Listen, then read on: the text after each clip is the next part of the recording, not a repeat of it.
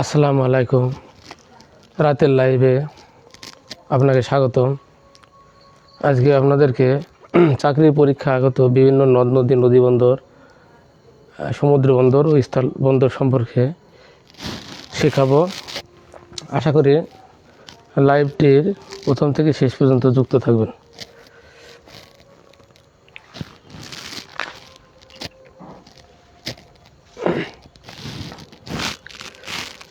বাংলাদেশে প্রায় 700 নদ নদী রয়েছে উইকিপিডিয়া অনুযায়ী।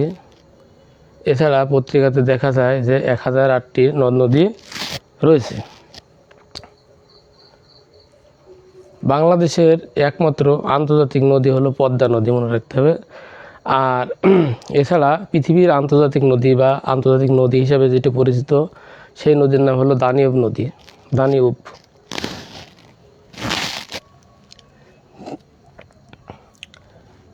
বাংলাদেশে নদী গবেষণা ইনস্টিটিউট কোথায় অবস্থিত বা কোন জেলায় অবস্থিত এটি হলো মনে রাখতে হবে ফরিদপুর জেলায় অবস্থিত। আর কত সালে প্রতিষ্ঠিত হয়েছে? 1977 সালে প্রতিষ্ঠিত হয়েছে। বাংলাদেশের আন্তঃসীমান্তবর্তী নদী কয়টি? বাংলাদেশের আন্তঃসীমান্তবর্তী নদী হলো 57টি, মনে রাখতে হবে। আর ভারত ও বাংলাদেশের ভিতরে অভিন্ন নদী কয়টি? যদি অভিন্ন লেখা থাকে, অভিন্ন নদী হলো 54টি। বাংলাদেশ ও ভারতের মধ্যে অভিন্ন নদীর সংখ্যা 54টি। আর বাংলাদেশের আন্তঃসীমান্তবর্তী নদী হলো 57টি, মনে রাখতে হবে। আর আন্তর্জাতিক নদী বাংলাদেশের একটি, সেটি হলো পদ্মা। তো নদীগুলোর উৎপত্তি একটু জেনে রাখি আমরা। যেমন পদ্মা নদী হয়েছে হিমালয়ের গঙ্গোত্রী হিমবাহ থেকে। গঙ্গার প্রধান শাখা নদীটা বাংলাদেশের চাঁপাইনবাবগঞ্জ জেলার শিবগঞ্জ উপজেলা দিয়ে বাংলাদেশে এইটি পদ্মা নামে পরিচিত। উপজেলা দিয়ে বাংলাদেশে প্রবেশ করেছে, সেটি হলো পদ্মা। মেঘনা হলো আসামের লোসাই পাহাড়, মনে রাখতে হবে। মেঘনা নদীটার উৎপত্তি হলো আসামের লোসাই পাহাড়, আসামের লোসাই। আর কর্ণফুলীটা হলো মিজোরামের লোসাই, মনে রাখতে হবে। মেঘনাটা হলো আসামের লোসাই পাহাড়, অর্থাৎ ভারতের আসাম রাজ্যের লোসাই পাহাড় থেকে। এটা হলো আসামের লোসাই মেঘনা। আর কর্ণফুলী হলো কি মিজোরাম রাজ্যের বা মিজোরামের লোসাই পাহাড় থেকে। পদ্মা, মেঘনা, কর্ণফুলী। এরপর হলো যমুনা যদি ধরি, যমুনা নদীর উৎপত্তি কি? যমুনা হলো হিমালয়ের বান্দারপুস পর্বতশৃঙ্গের যমুনোত্রী হিমবাহ থেকে। যমুনা হলো যমুনোত্রী, মনে রাখতে হবে। এই বান্দারপুস পর্বতশৃঙ্গের যমুনোত্রী হিমবাহ থেকে হলো যমুনা নদীর উৎপত্তি। হিমবাহগুলো মনে রাখতে হবে। যেমন পদ্মা হলো গঙ্গোত্রী হিমবাহ, আর যমুনা হলো যমুনোত্রী হিমবাহ। মেঘনা হচ্ছে আসামের লোসাই পাহাড়, আর কর্ণফুলী হলো মিজোরামের লোসাই পাহাড়। মনে রাখতে হবে। আর ব্রহ্মপুত্র নদ, যেটা ব্রহ্মপুত্র নদ হলো মনে রাখতে হবে তিব্বতের মানস সরোবর। মানস সরোবর থেকে। এটা হলো হিমালয়ের কৈলাস শৃঙ্গ। যদি বলে যে কোন শৃঙ্গ থেকে ব্রহ্মপুত্র নদের সৃষ্টি হয়েছে, সেটা হলো কৈলাস শৃঙ্গ। এটা কিন্তু মনে রাখতে হবে।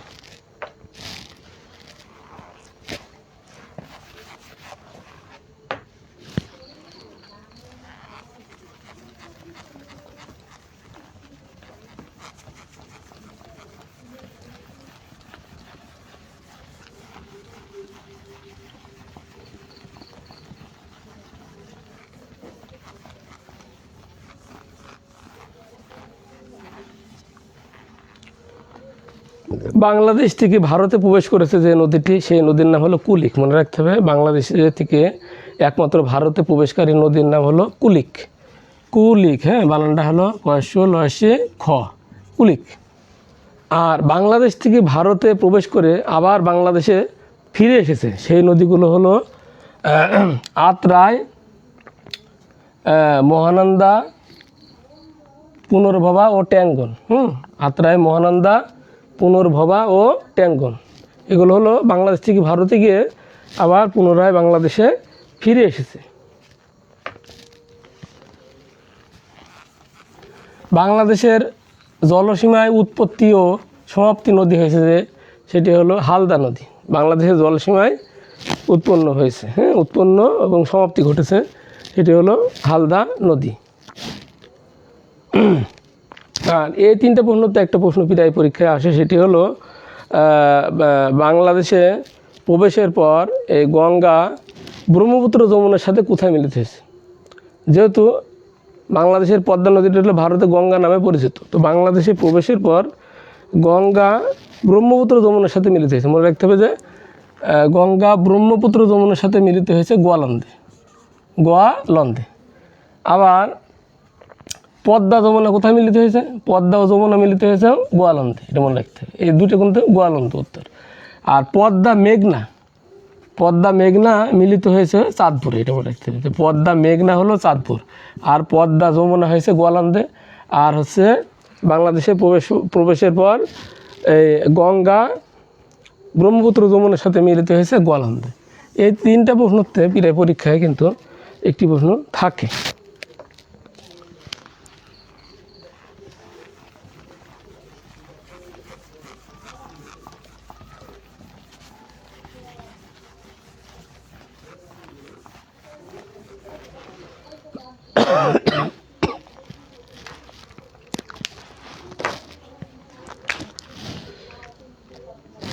বাংলাদেশে একমাত্র প্রাকৃতিক মৎস্য প্রজনন কেন্দ্র নদী হলো হালদা নদী, মনে রাখতে। মৎস্য প্রজনন কেন্দ্র নদীর নাম কি?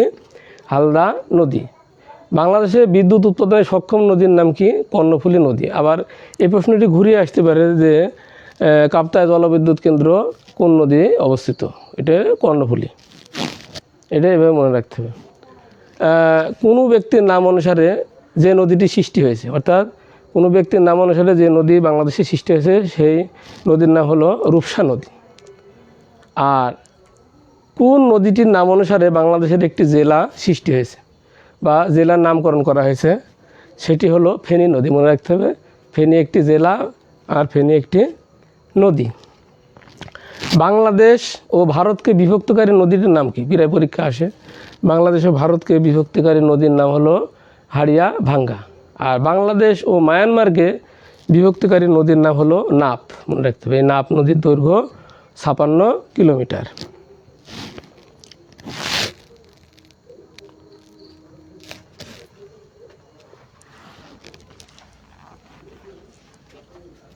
এখন আমাদের যে সকল স্থান নদীর তীরবর্তী স্থানগুলো থেকে প্রশ্ন আসে, এগুলো কিন্তু মনে রাখতে হবে কীভাবে, এগুলো দেখুন। যেমন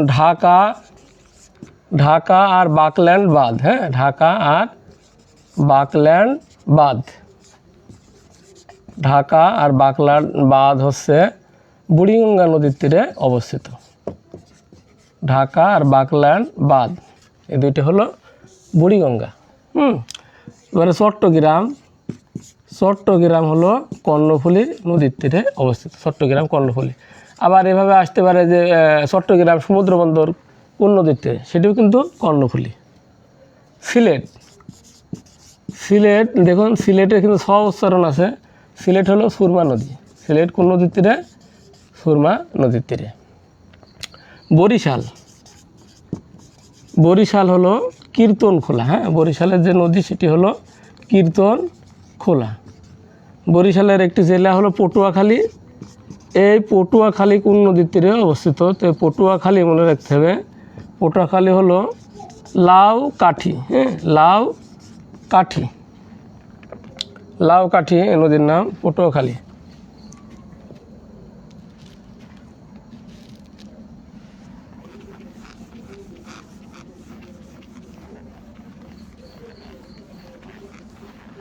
বাংলাদেশের যে বিভাগ, ছোট বিভাগ, সেটি হল ময়মনসিংহ। এই ময়মনসিংহ কোন নদীর তীরে অবস্থিত? ময়মনসিংহ হলো ব্রহ্মপুত্র নদ, মনে রাখতে হবে, যেটি পুরাতন ব্রহ্মপুত্র নামে পরিচিত।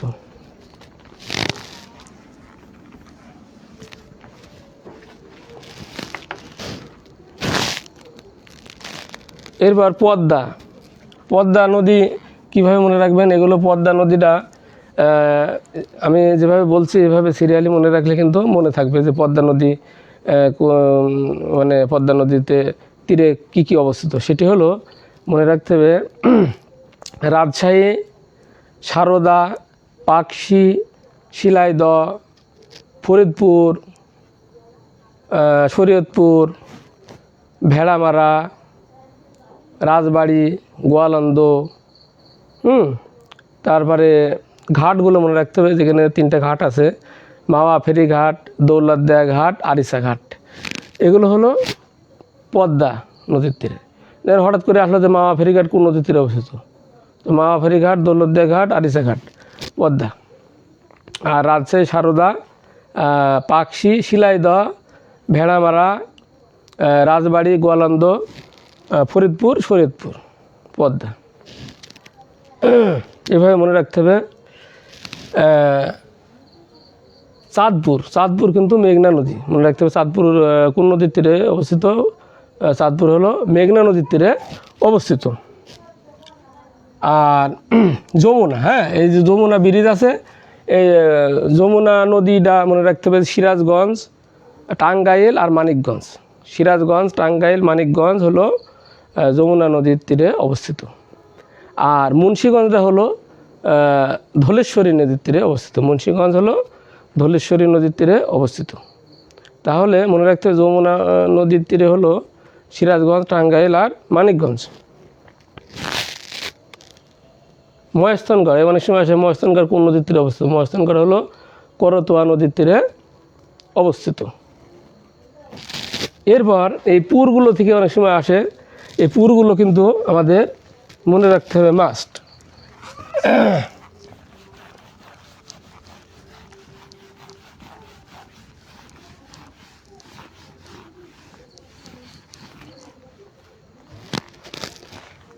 দিনাজপুর, যেমন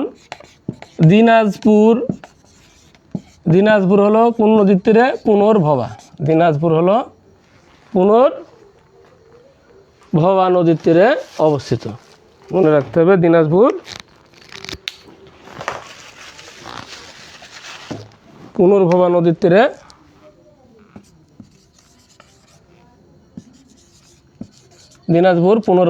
তীরে অবস্থিত। রংপুর কোন নদীর তীরে আছে? রংপুর হলো তিস্তা নদীর তীরে অবস্থিত। রংপুর হলো তিস্তা। আর ফরিদপুর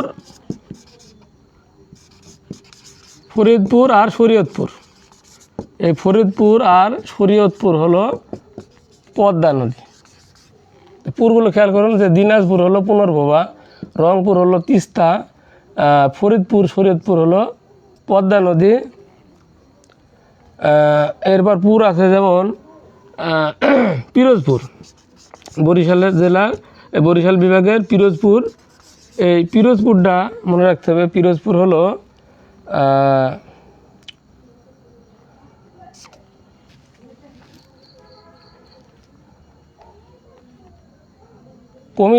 কুমিল্লাটা মনে রাখতে হবে, কুমিল্লা হলো গোমতী, হ্যাঁ, কুমিল্লা হলো গোমতী নদী। আর এটা হলো মধুমতি। পিরোজপুর হলো মধুমতি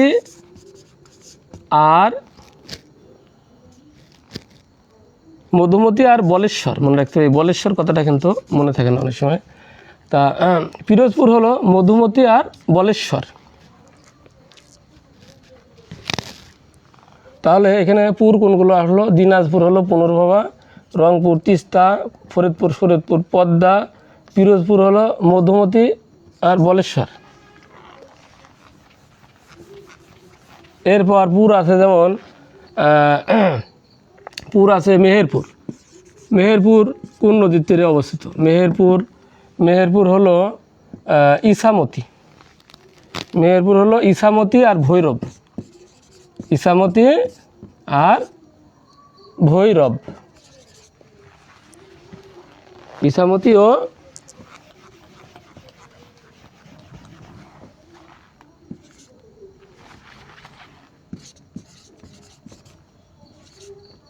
ইছামতি ও ভৈরব মনে রাখতে হবে। ইছামতি আর ভৈরব হলো মেহেরপুর।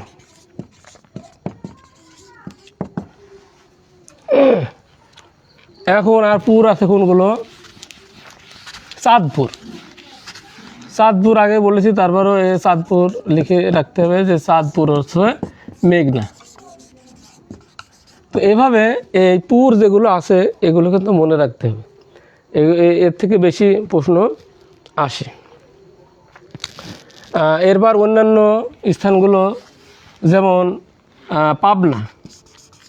পাবনা কোন নদী তীরে অবস্থিত? পাবনাও কিন্তু ইছামতি, মনে রাখতে হবে। পাবনা হলো ইছামতি। যশোর। যশোর কোন নদী? যশোর হলো কিন্তু যশোর হলো ভৈরব নদী। যশোর হলো ভৈরব নদী। কুষ্টিয়া কোন নদীর তীরে? কুষ্টিয়া হলো গড়াই নদী। কুষ্টিয়া কোন নদী? গড়াই নদী। হ্যাঁ, এখানে গড়াই গাড়ি, গড়াই বাস আছে। কুষ্টিয়া হলো গড়াই নদী। এবার খুলনা। খুলনা হলো, মনে রাখতে হবে, খুলনা হলো ভৈরব ও রূপসা নদীর সংযোগস্থল, অর্থাৎ দুইটা নদীর সংযোগস্থলে কিন্তু খুলনা অবস্থিত। খুলনা হলো কি ভৈরব ও রূপসা নদীর সংযোগস্থলে খুলনা। ভৈরব ও রূপসা নদীর সংযোগস্থলে হলো খুলনা। তো এগুলো কিন্তু মনে রাখতে হবে। আর কুমিল্লা হলো গোমতী নদী। এবার নদীর কিছু দুঃখ রয়েছে, যেমন বাংলার দুঃখ বলা হয় কোন নদীকে? বাংলার দুঃখ বলা হয় কোন নদীকে? এটা আসতে পারে যে বাংলার দুঃখ বলা হয় কোন নদীকে? সে বাংলার দুঃখ হলো দামোদর নদী। বাংলার দুঃখ বলা হয় দামোদর নদীকে। যেমন কুমিল্লার দুঃখ। কুমিল্লার দুঃখ কোন নদী? কুমিল্লার দুঃখ বলা হয় যে নদী, এটা হলো গোমতী। কুমিল্লার হলো গোমতী নদী।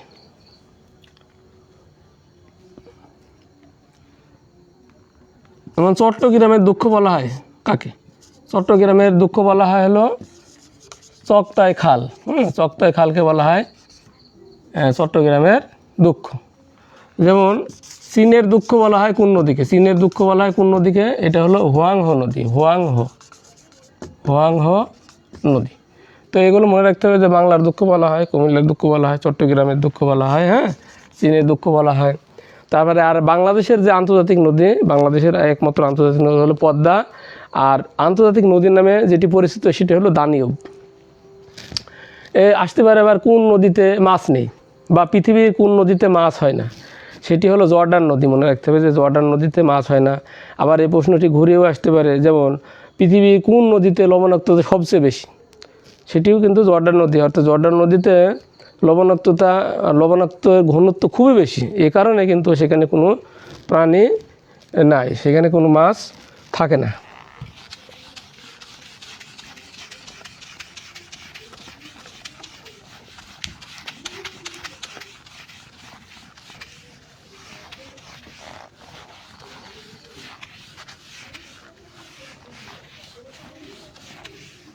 এবার আসে উপনদী। উপনদী সম্পর্কে আসতে পারে, যেমন গড়াই কোন নদীর শাখা নদী?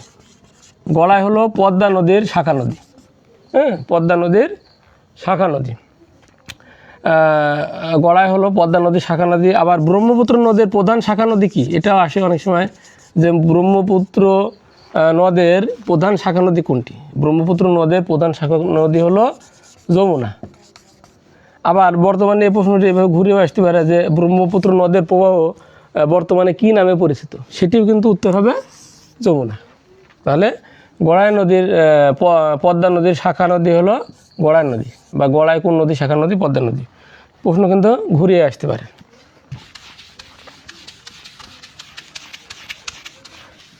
এবার উপনদীগুলো আমরা দেখি। উপনদীগুলো অনেক সময় আসে, যেমন পদ্মা, এর উপনদী হলো মহানন্দা। মহানন্দা। এখন প্রশ্ন এভাবে আসতে পারে যে মহানন্দা কোন নদীর উপনদী? তাহলে হবে উত্তর পদ্মা। মেঘনা। মেঘনা নদীর উপনদীগুলো হলো মেঘনা, মনু, বাউলিয়া আর তিতাস। তো এখানে প্রশ্ন কিভাবে আসে যে তিতাস কোন নদীর উপনদী? মেঘনা। আর মহানন্দা হলো পদ্মা নদীর উপনদী। যমুনা। যমুনা নদীর উপনদী কোন? যমুনা হলো আত্রাই, করতোয়া। আত্রাই, করতোয়া হলো যমুনা নদীর উপনদী। এখন প্রশ্ন এইভাবে থাকতে পারে যে আত্রাই কোন নদীর উপনদী, তাহলে উত্তর হবে যমুনা।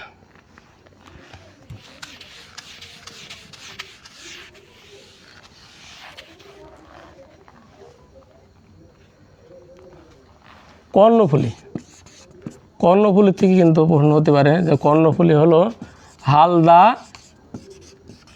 আর কাঁসালং, হ্যাঁ কাঁসালংয়ে, এই কর্ণফুলী কাঁসালং এভাবে মনে রাখতে হবে।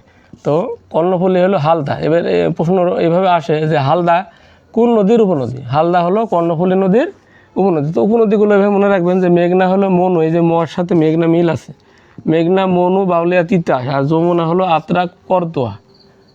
আর মহেস্থানগড় কোন নদীর তীরে অবস্থিত, এটি কিন্তু করতোয়া নদীর তীরে অবস্থিত।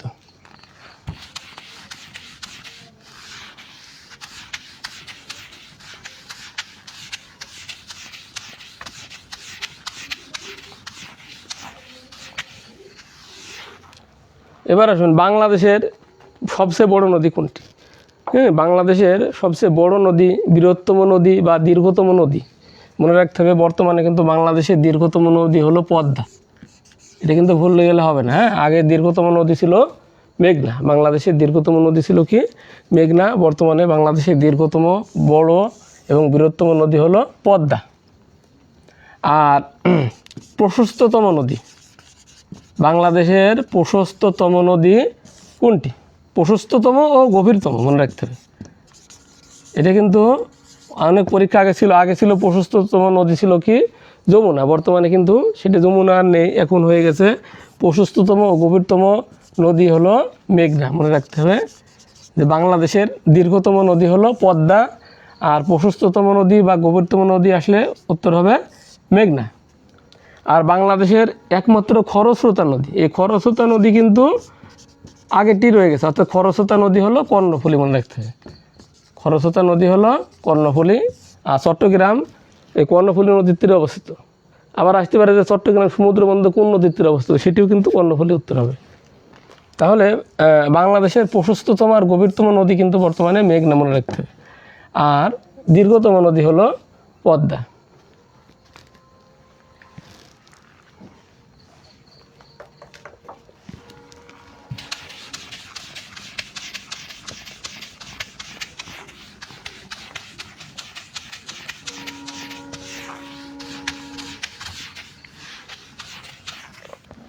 এবার আসুন যে প্রধান প্রধান যে শহরগুলো আছে, যেমন ঢাকার যে শহর, ঢাকা শহরটা আছে কি আমাদের বুড়িগঙ্গা নদীর তীরে অবস্থিত। তো এরকম শহর আছে যেগুলো সম্পর্কে আসতে পারে, যেমন আগ্রা। হ্যাঁ, আগ্রা হলো ভারতের একটা শহর। তো আগ্রা হলো কোন নদীর তীরে অবস্থিত, যমুনা। আগ্রা হলো যমুনা নদীর তীরে অবস্থিত। তারপরে আসতে পারে যে লাহোর, লাহোর হলো পাকিস্তানের শহর। তো লাহোর কোন নদীর তীরে অবস্থিত, লাহোর হলো রাভি নদীর তীরে অবস্থিত। মনে রাখতে হবে লাহোর রাভি নদীর তীরে অবস্থিত। আর আকিয়াব আর ইয়াঙ্গুন, আকিয়াব আর ইয়াঙ্গুন এটা কিন্তু মিয়ানমার। হ্যাঁ, আকিয়াব আর এটা হলো মিয়ানমার দেশের। তো এই আকিয়াব ও ইয়াঙ্গুন আর এই দুটি আবার সমুদ্র বন্দরও, অনেক সময় প্রশ্নটি কিন্তু ঘুরে আসতে পারে। আকিয়াব আর ইয়াঙ্গুন হচ্ছে মিয়ানমার দেশের এটি শহর এবং সমুদ্র বন্দর। আর আকিয়াব ইয়াঙ্গুন কোন নদীর তীরে, এটা হলো ইরাবতী মনে রাখতে হবে। এটা কোন নদীর তীরে, ইরাবতী। এদিকে রাভির পরে ইরাবতী। তো আগ্রা হলো ভারত যমুনা, আর লাহোর পাকিস্তান রাভি নদী, আর আকিয়াব ইয়াঙ্গুন হলো ইরাবতী।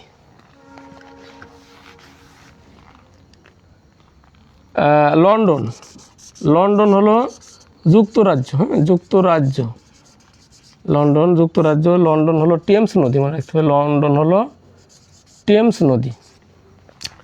আর রোম, রোম শহর, রোম হচ্ছে ইতালির শহর, রোম হচ্ছে মনে রাখতে হবে টিবের। লন্ডন হলো টেমস মানে ট আছে, আর রোম হলো টিবের, টিবের নদী।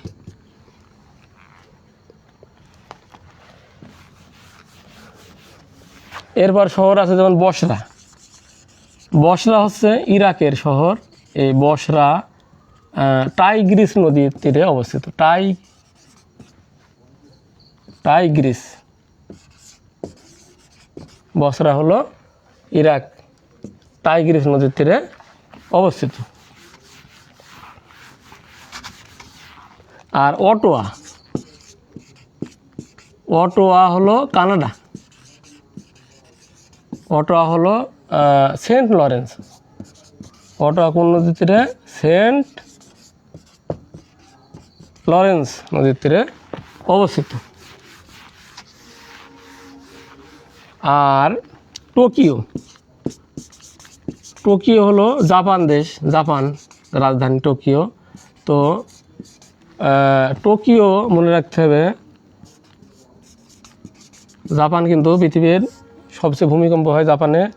রাজধানী টোকিও একটা শহর। টোকিও হলো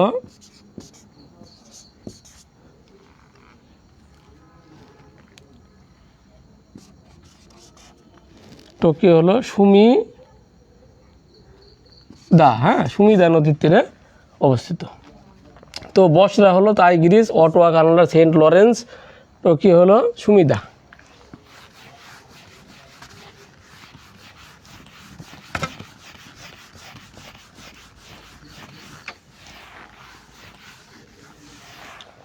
এবার মহাদেশ ভিত্তিক যে নদীগুলো আছে, যেমন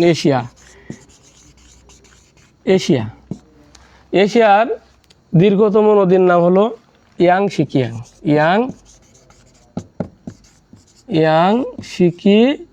হ্যাঁ, এশিয়ার দীর্ঘতম নদী হলো ইয়াংশিকিয়াং।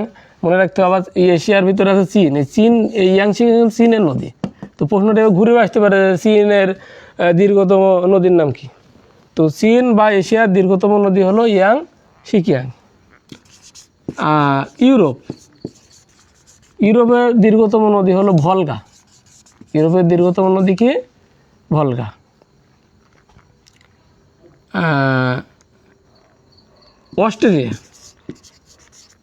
অস্ট্রেলিয়ার দীর্ঘতম নদী মনে রাখতে হবে মারে ডার্লিং। হ্যাঁ, এই নদীটা কিন্তু মারে ডার্লিং। এই নদীটা মনে রাখতে হবে যে অস্ট্রেলিয়ার দীর্ঘতম নদী হলো মারে ডার্লিং।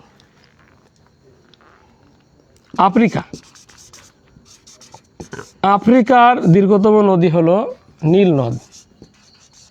আফ্রিকার দীর্ঘতম নদী হলো কি? নীল নদ। তো মনে রাখতে হবে পৃথিবীর দীর্ঘতম নদী কিন্তু এটি। প্রশ্নটা কিন্তু এভাবে আসতে পারে যে পৃথিবীর দীর্ঘতম নদী কোনটা বা নদ কোনটা। হ্যাঁ, তো পৃথিবীর দীর্ঘতম নদী বা নদ হলো নীল নদ। আর নীল নদের দৈর্ঘ্য হলো 6669, অর্থাৎ 6669 কিলোমিটার। এই প্রশ্নটা কিন্তু আসতে পারে যে নীল নদের দৈর্ঘ্য কত, তাহলে এত হবে।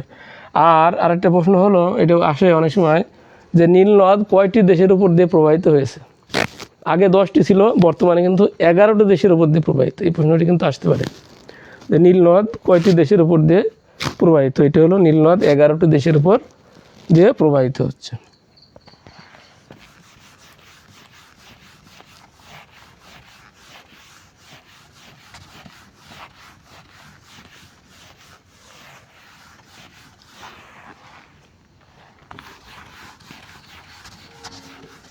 উত্তর আমেরিকার দীর্ঘতম নদী হলো উত্তর আমেরিকার দীর্ঘতম নদী হলো মিসিসিপি।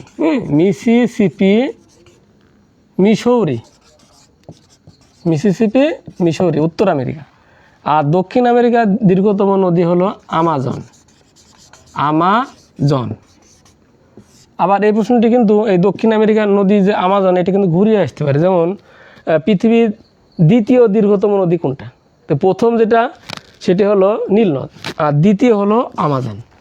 বা এভাবে প্রশ্নটি থাকতে পারে যে পৃথিবীর গভীরতম নদী কোনটা? গভীরতম কিন্তু প্রথম হবে আমাজন। আবার হ্যাঁ, সবচেয়ে গভীরতম নদী হলো আমাজন, গভীরতম দিক থেকে। বা পৃথিবীর দ্বিতীয় দীর্ঘতম নদী আমাজন। আর সবচেয়ে দীর্ঘতম হলো নীলনদ। হলো মিশরে, ওখানে আসতে পারে মিশরে। আরেকটা মিশরে একটা জিনিস আছে আলেকজান্দ্রিয়া। এই আলেকজান্দ্রিয়া শহরটা কিন্তু মিশরে। তো আলেকজান্দ্রিয়া কোন নদীর তীরে অবস্থিত? হ্যাঁ, এটা কিন্তু নীলনদ হবে।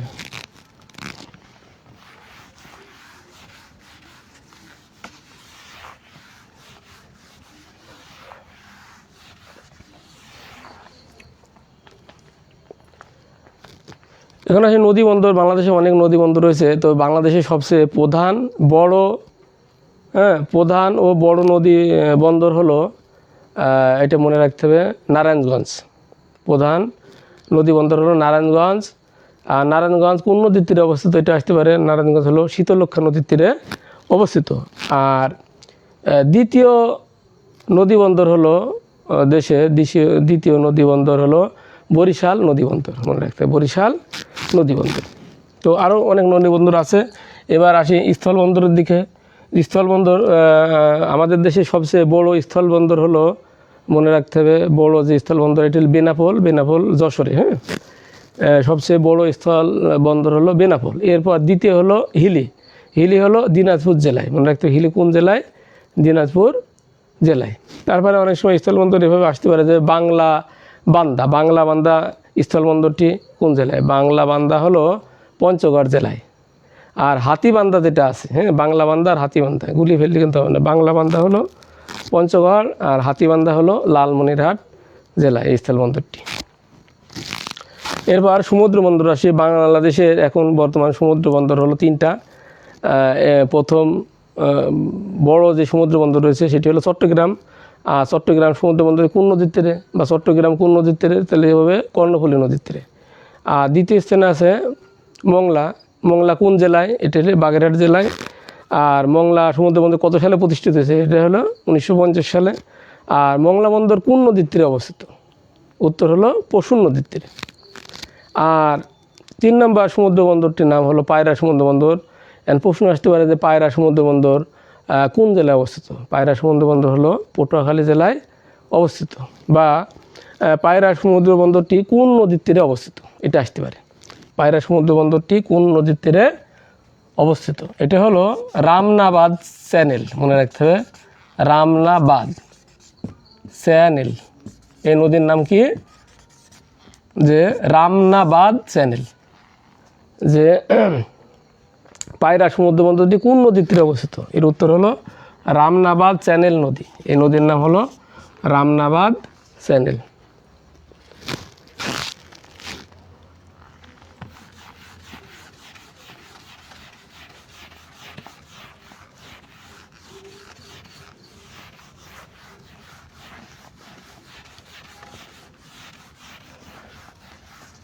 তো আজকের যে লাইভটা আছে এর মেন প্রশ্নগুলো আর একবার একটু বলে নিই। যেমন বাংলাদেশে কোন নদীতে জোয়ার ভাটা বলছে চরের সংখ্যা বেশি, এটা আসতে পারে। বাংলাদেশে কোন নদীতে চরের সংখ্যা বেশি, এটি হলো যমুনা নদী। বাংলাদেশে চরের সংখ্যা বেশি হলো যমুনা নদী। বাংলাদেশের জলসীমায় উৎপন্ন সমাপ্তি নদী হলো হালদা নদী।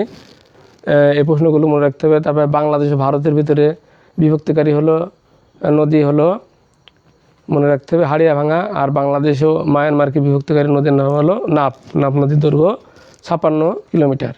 আর বাংলাদেশের বর্তমান দীর্ঘতম নদী কিন্তু পদ্মা, এটা কিন্তু আগে মেঘনা ছিল। আর গভীরতম আর প্রশস্ততম নদী যমুনা ছিল আগে, এটি হলো মেঘনা নদী। আর খরস্রোতা নদীটি কর্ণফুলী।